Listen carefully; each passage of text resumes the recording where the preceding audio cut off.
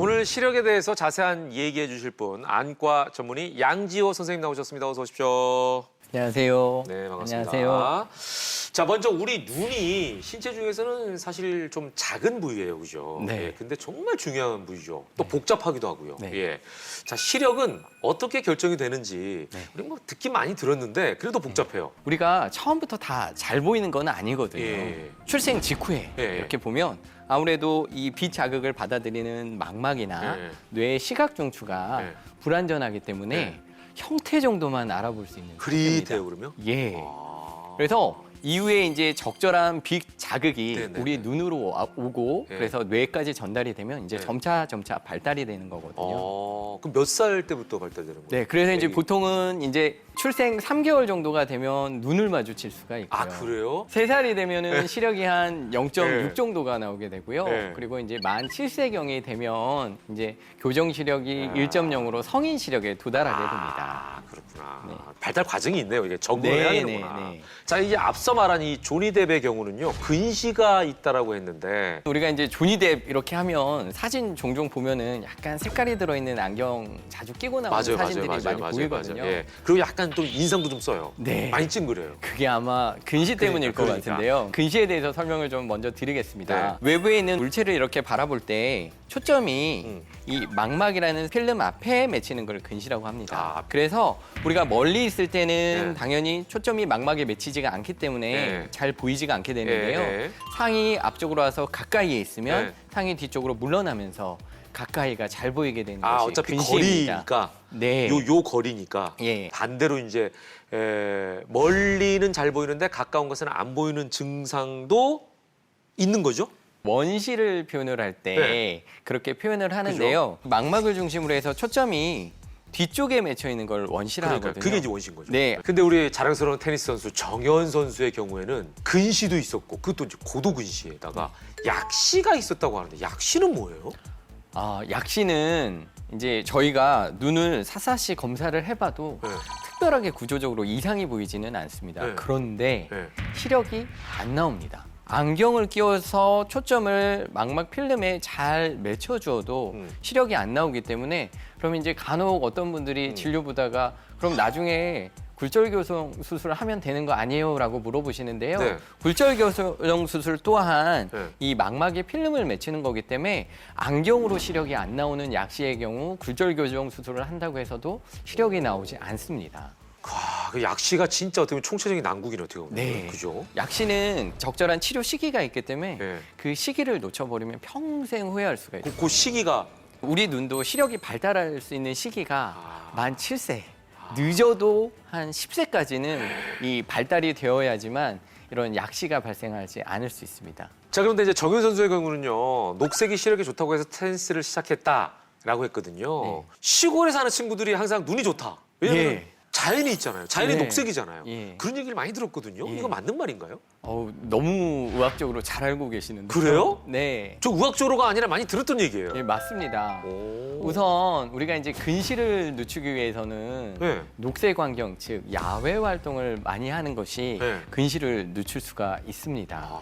그리고 빛의 스펙트럼 측면에서 보면 내가 보고자 하는 위치에 녹색이 가장 선명하게 볼 수 있는 색상이기 때문에 아무래도 눈에 피로감을 좀 덜어줄 수 있는 색상입니다. 아, 그렇군요.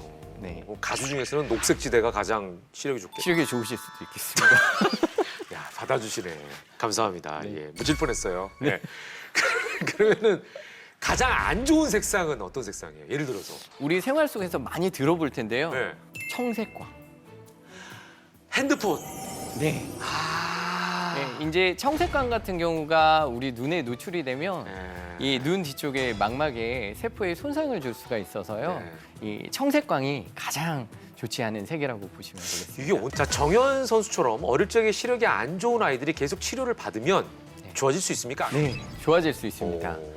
보통 이제 만 7세 이전에 적절하게 안경을 착용을 해준다든가 아니면 필요에 따라서는 가림 치료 등을 하게 되면 약시를 막고 시력 개선을 할 수가 있습니다. 아우, 희망적인 얘기를 해주셔서 너무 감사하고요. 이 방송을 보시는 부모님들은 하지만 시기가 굉장히 중요하다. 네. 요걸 꼭 기억하시면 좋을 것 같네요. 자, 보통 일반적인 생각으로는 아이들 시력은 계속 좋아진다라고 하니까 되도록 안경은 잘 안 씌우려고 하는 경향이 있는데 예, 그거는 또 잘못된 생각이 아닌가 이런 생각도 듭니다. 혹시 내 아이가 잘 안 보인다라고 하면 꼭 안과 검진을 해보시길 바랍니다. 난시가 나왔네요. 네. 주변에 근시 말고 난시인 분들도 꽤 많은데 이 난시는 왜 그렇게 되는 건지 어렵네요. 어려울 난자 아닙니까? 제가 쉽게 설명을 드리겠습니다. 네. 어려워. 네, 우리가 이제 외부에 네. 이렇게 사물을 볼 때 각막과 수정체를 통해서 빛이 굴절되어서 네. 초점이 하나가 맺혀지면서 이렇게 상이 맺혀져야 네. 잘 보일 수가 있습니다. 네. 그런데 이 각막 모양이나 네. 이 수정체의 모양이 불규칙하게 되면 좀 찌그러지거나. 네, 그러니까 넉비공 모양처럼 되거나 그러면 아. 이 초점이 한 곳에 맺히지가 않고요. 이렇게 2개 아니면 뭐 많다면 3개 이상 이렇게 잡히는 경우를 난시라고 합니다. 그러면 이게 어렵다가 아니라 어지럽다. 그러니까 네. 여러 개가 맺히니까. 그런 식으로 뜻이구나. 해석을 하셔도 될 것 같습니다. 네, 그래서 보통 이제 증상으로는 사물이 아무래도 좀 선명하게 보이지가 않고 좀 겹쳐 보이는 증상을 느끼실 수가 있습니다. 그러네요. 자, 이 강민경 씨는 난시가 심해지면서 이제 편두통이 왔다 그랬어요. 시력과 편두통. 언뜻 들으면 관련이 없을 것 같기도 한데. 실질적으로 어떤 분들은 네. 어지러운 분이 계시고요. 네. 어떤 분들은 어지럽지 않은 분도 계시는데 연관은 있습니다. 있어요? 네. 강민경 씨 같은 경우는 동영상 작업을 많이 하시는데요. 네, 네, 네. 우리가 대화를 할 때 보면 눈 깜빡임이 네. 분당 한 12회에서 네. 20회 정도가 일어나는데요. 네. 이렇게 모니터 작업을 하다 보면 네. 눈 깜빡임이 한 4회에서 6회로 줄어듭니다. 집중하니까. 네. 그렇게 되다 보면 눈물 분비가 덜 되고 네. 그로 인해서 건조증은 더 심해지게 되거든요. 그러면 건조증에 의해서 눈이 뿌옇게 보이는데 예. 난시 증상은 당연히 더 심해질 수밖에 없습니다. 그러면 우리는 그거를 보상하기 위해서 네. 눈 주변에 이 힘을 주고 심해지면 이 목 근육까지 경직이 와서 두통으로도 이어질 수는 있습니다. 자, 신체 기관 중에 사실 굉장히 작은 부분인데 증상이 엄청 다양하다는 거 느끼셨죠? 네. 혹시 한쪽 눈만 사용하면 사용한 눈이 나빠집니까? 제가 이렇게 한쪽 눈을 가린다고 해서 네. 제 가리지 않는 눈이 나빠지지는 않습니다. 아니 근데 지금 저 김현철 씨 같은 경우는 한쪽 눈을 가리고 네. 한쪽 눈을 썼더니 이쪽 눈이 나빠졌다고 하잖아요. 일단 제 기본적인 생각은 네. 오히려 안대로 눈을 가리고요. 네. 간혹 이제 이 안대가 눈을 압박하게 되면 네. 안압이 높아지게 되는데 그게 이제 일시적이면 괜찮은데 네. 장기적으로 안압이 이렇게 높아진 상태가 지속된다면 녹내장이 유발될 수도 있습니다. 이게 오래 가리고 있으면 이렇게. 네. 그런데 일단 이제 가리지 않은 쪽이 네. 나빠지신 이유는 다른 원인이 있을 수 있겠네요, 그러면? 제가 이렇게 그 김영철 씨 나이를 좀 보니까 네. 노인성 안질환이 좀 생길 수 있는 나이시더라고요. 그리고 이제 또 한 가지는 야외 촬영을 하다 보면 자외선에 노출이 많이 되거든요. 맞아요. 야외 씬이 굉장히 많았을 때. 네.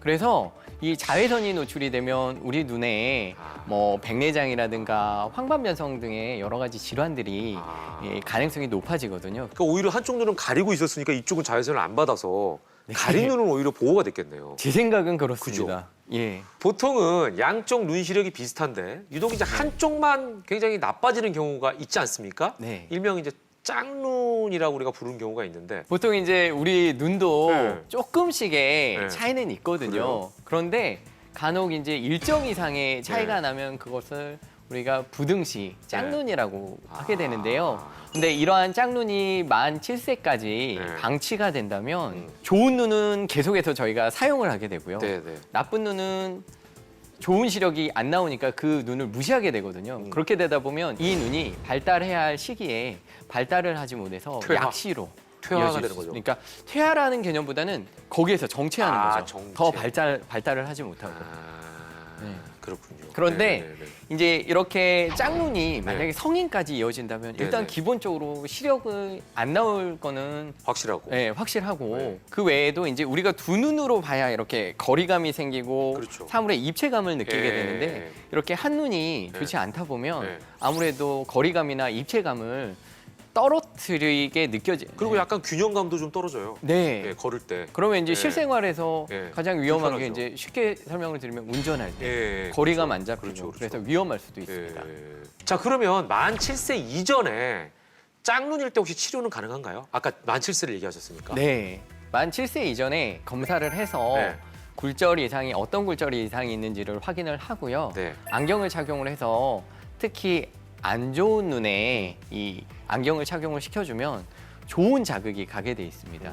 그러면 좋은 자극이 우리 머리로 전달이 돼서 이 시력 발달을 할 수가 있게 됩니다. 그런데 간혹 이렇게 이제 안경 착용으로도 안 되는 경우는 좋은 눈을 가리게 되거든요. 네. 좋은 눈을 가려서 이 안 좋은 눈을 자꾸 사용하게 만들어서 시력 발달을 할 수 있는 이런 가림 치료법이라는 게 있는데 이 쉽게 설명을 드리면 제가 오른손잡이인데요. 네. 왼손을 발달시키고 싶으면 오른손 안 쓰고 왼손을 계속 쓰면 오른손을 안 쓰고 왼손을 쓰면 오, 됩니다. 예. 그런데 이제 이 눈이라는 특수성에서 우리가 한 가지 반드시 알고 넘어가야 할 것이 네네네. 만 7세라는 점입니다. 혹시 유아 시력 치료 전문이세요? 아니 그냥 기본적인 안과 의사들이 다 알 수 있는 갑자기 내용입니다. 궁금해져가지고. 아주 중요한 부분이라서. 그래요? 예. 네. 아니 되게 너무 마음에 와닿아서 제가 지금 네. 아이들이 아들 딸 쌍둥이가 5세여서 네. 꼭 그 이 시기를 놓치면 안 되겠다 이 생각을 지금 계속 드는 거예요. 그러니까 부모 입장에서 네. 이 시기를 놓치면 평생 후회할 수 있는 게 그러니까 아니 약입니다. 부모 잘못이잖아요. 그러면 네. 그 시기를 놓치면. 네. 네. 알겠습니다. 자, 야외 활동, 바른 자세, 이건 눈뿐만 아니라 아이들 성장에도 많은 도움이 되겠다는 생각이 듭니다. 다른 곳도 비슷하지만 특히 눈은 지킬 수 있을 때 잘 지켜야 하는 곳이 아닌가 하는 생각 여러분도 하셨죠?